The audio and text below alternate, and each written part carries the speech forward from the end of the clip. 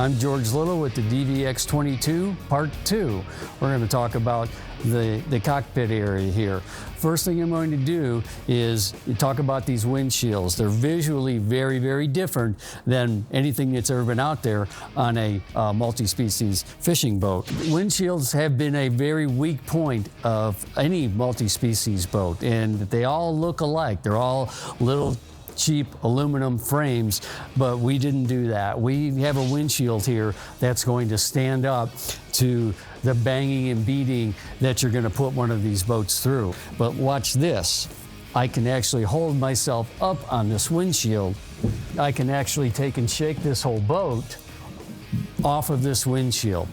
I've got over 106 hours on one of these boats this year, and I have not turned a screw on this windshield. This thing really has a purpose, and it's something that you're going to appreciate 1, 2, 3 years down the road. This windshield is a big deal. So coming off the front deck, you've got the step here to help you access going up or coming down. You can see here the console is built to accept two 12-inch units. We've got Hummingbirds in here now, but two 12-inch units, and they're very easy to see. There's really no need for a bracket to put these in a different position, but if you want to, you can. But we've built a console that accepts two 12-inch locators and any one that you want. So you can see here, we've got a tilt wheel. Everything here is ergonomically placed where you need it. Your throttle, your switch panel is right here to your right. All the switches are what we call vandal switches.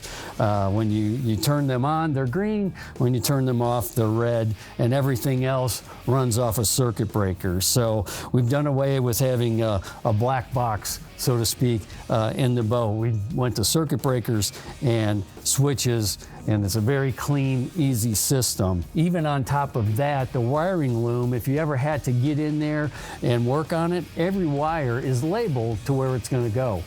Pretty unique idea. Just another innovation that we've done in the DVX series. The seat, high back seat, really, really comfortable, but it doesn't stop there.